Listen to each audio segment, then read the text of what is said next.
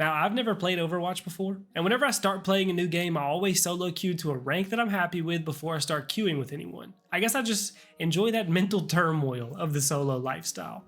And although I've been top 400 on Valorant and I've had multiple top 10s on Kovacs, Marvel Rivals is a completely different game aim and game knowledge wise. So this is as close to learning a brand new FPS game as I can get. So naturally, I challenged myself to get Grandmaster in under 100 hours of game time. And this is how I did it in 55. The best way to support me is to like and watch the video all the way through. So let's get started. Now I won't lie, it wasn't always smooth sailing.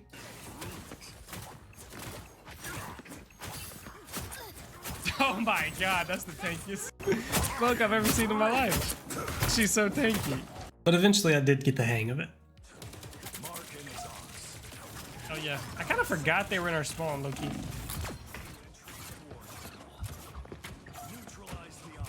They're so bad! They're so bad and they're so mad. First of all, let's clear the air. Elo Inflation is real. For everyone except for you. You deserve to be that rank, and everyone else just happens to be boosted up to that rank. You also have more AFKs on your team than other people, and the other team has more smurfs than you do. Just kidding. You have, just like I do, a negativity bias. It's wired in your brain, although some people are more prone to it, and once you're aware of it, you can actually disassociate from it with some practice. And everyone talks about Elo hell, engagement-based matchmaking, insert excuse here. But long story short, the law of averages will always equal out over time, including in reference to your rank. If you deserve to be a certain rank, regardless of how many AFKs or smurfs are on your team or the other, you may run good or bad for a little bit, but eventually you'll be placed properly. So all you can actually control is yourself. So focus on improving yourself. And you should start with your mindset. Now don't click off the video, I'm not simply telling you to stop being negative. I know how fun it can be to rage a little bit every once in a while, but your mood rubs off on your teammate. If you're not having a good time playing the game, you're probably not being very fun to play with in the beginning. And improving your mindset is realizing one thing. You're going to lose about 40% of your games, period. Unless you're a dirty smurfer, some games are just unwinnable. And 40% of the time you're going to win, as long as you're playing at about your ranks level. Our goal is to optimize that 20%, which is an arbitrary number, but being fun to play with is the easiest way to optimize that in the beginning. I've noticed that if I get into the hero select and say a simple "what's up boys," I can at least get a sup out of somebody.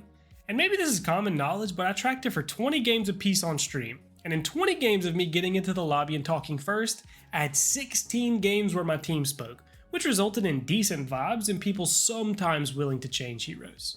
And the 20 games where I didn't initiate conversation, my team only spoke in Hero Select 4 times. I encourage you to try this for yourself. Good vibes promote good gameplay. And not to mention, it's way more fun. It makes the losses that much easier to deal with, and it makes the win that much more fun to have. If you're not having fun playing the game, you're probably not being very fun to play with. Which brings me to mentally resetting. Marvel Rivals is a dopamine farm. In 60 seconds, you can go from winning or losing to pushing a convoy in the next game, which never actually gives you a second to reflect and improve. And this is actually what I give the most credit to helping me climb. It's something I developed whenever I played Valorant. After every game, take a moment to mentally reset yourself. I usually just run a scenario or two of an aim trainer, but this will do way more than you think it will. Whether you win or lose, taking a moment is killer. A clear mind allows you to dial yourself back from being frustrated, enjoy your win without going into the next one too overconfident, and refocus on the next game. But equally as, or even more important, you give yourself the mental space to learn from your game, evaluate your gameplay, evaluate your team comp and your mechanics, what went wrong, what went right, and approach the next with a fresh mind.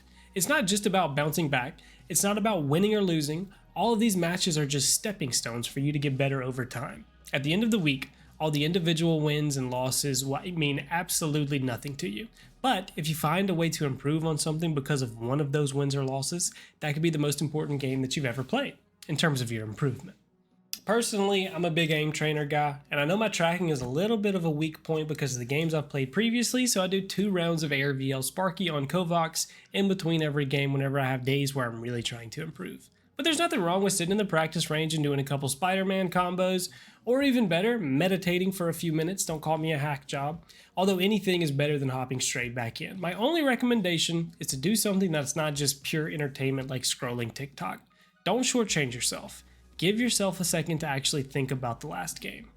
Marvel Rivals is not a run it down mid and find out whose mechanics are better type of game that I'm used to playing. and every guide video in the world says to improve your game sense, without telling you how to actually do it. So here you go. Even if you have to write it down on a notepad, you need to figure out what each hero you play's strengths and weaknesses are. Punisher's a tank buster, insane damage, long range, but is very weak to high damage divers. From that, who am I encountering that is punishing me? Pun intended. And for a while, as a 60-something% win rate Punisher, the answer that was always popping up was Black Panther or Magic. So I picked up Namor as the hard counter, which led me to a 60% win rate as Namor because I was exclusively playing him whenever he full countered the enemy team. But you have to find a way to evaluate this for yourself. Everyone has different playstyles and different tendencies, but I find that leads to people playing heroes with the same weaknesses. If Black Widow isn't working and you swap to Hawkeye, you're the problem. Same thing with Venom swapping to Captain America and Black Panther swapping to Magic. You have to understand each hero has strengths and they have weaknesses to be able to swap properly, and you should do this for every role so you can learn to fill. It might take some time to develop a roster you're comfortable with, but that's the beauty of improving. The more effort you put in, the more you're going to get out. Now let's take that even further. If you've watched a guide video, they probably said the words spacing and positioning, only to not actually explain it and just tell you to play high ground for the 100th time you've heard it. If you play a character that you haven't looked up on the wiki, take the time to do it now while I yap a little bit. For example, this is the kind of detail I went into. You look up Punisher on the wiki, and you see that his damage fall off begins at 20 meters and falls to 70% at 40 meters. Which is whatever, you're going to get shots off whenever you can, but I walk around the map and ping the quarters that enemies are typically going to fight around and find where about that 20 meter mark is that it would be optimal for me to play around. And you can physically do this for every map, but the damage fall off number is just something to keep in mind so you can do this on the fly whenever you need it. But take a look at Punisher's shotgun, this is more important. Everyone says it's crazy broken, and Punisher's assault rifle adjudication, or whatever you call it, does 180 damage per second. While his shotgun, Deliverance, does a whopping 200 damage per second, 20 more. But the damage fall off begins happening at 8 meters, falling to 40% at 15 meters, which doing the math of means the damage output of the shotgun is only higher than the assault rifle at ranges under 9 meters, and even then it's only 20 more. And when you take into account the time it takes to swap guns, it's almost never worth swapping to your shotgun until you've ran out of bullets on your assault rifle, and someone is within that 9 meter mark. And you're probably not a Punisher main, but everyone has a range where they're most effective in. Even Magic has damage fall off on the end of her blade, so whether you main Hulk, Thor, Black Panther, or Bruce Banner, there's probably something on the wiki that you didn't know. Now, I would be leading you astray if I didn't talk about this. Communication is key, man. Everyone talks about stopping solo queuing and 6 stacking, and you're completely right, but that's mostly because communication is overpowered. I'm not going to lie to you and say you're going to be able to get your teammates to swap characters. That's like finding a unicorn in literal real life. But it doesn't take much to make a difference. If the other team's playing dive, just tell your team when the diver shows up, just say backline. Or if they hear you say backline, then everyone turn around and kill the diver. It's not going to be perfect, but if everyone turns around and hits the Spider-Man one time, he goes down and you steamroll his team. In lower elos, just remind your team to keep 3 on the card every time they're off of it, because keeping 3 on it is the difference between having to win like 8 team fights to having to win like 4. I know it can be daunting to use your mic, and sometimes you just don't feel like it, and I've seen the aftermath of what happens when girls decide to use their mic sometimes, and I completely understand the hesitation. And if you have to type and tell them that if they see your ping they need to turn around and help with the divers, all it takes is a little bit of communication to have more than the enemy team has, which increases your win percentage by that extra little bit that you need. And finally, you need to understand what role you need to play for your team and fill that properly. And Rivals Meta is going to be your best friend for this, but let me explain. If you've played Overwatch significantly, or you have over like 200 hours on Marvel Rivals, you should probably be looking into being the flex player for your team. I'll be honest here, I'll be a little vulnerable. I have a 35% win rate when I play tank, and an atrocious 27% win rate whenever I play healer. Even though I have objectively kind of elite level aim, but that's because prior to Marvel Rivals, I have 0 hours on a game like this. So tanking and healing is so foreign to me that it takes too much brain power for me to be able to understand the game state. At the same time, I get a little bit lost.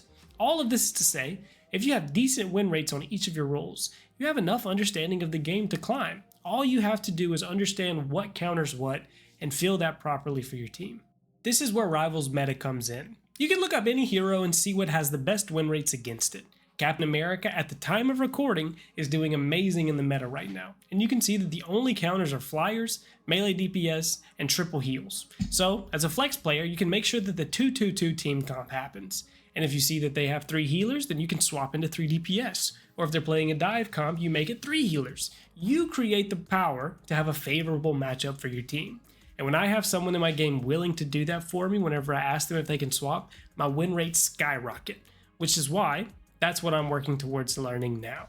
Learning healer and learning tank so I can fill properly for my team. But my real goal is hitting Celestial in under 150 hours of game time total. So hopefully you'll be seeing an update video soon. And if you made it this far, I want to say thank you for being here. If you want more of this, subscribe, follow me on Twitch, and like the video so I know you enjoyed it. And I'll see you guys very, very soon. Thank you for being here. Peace out. Good luck, have fun.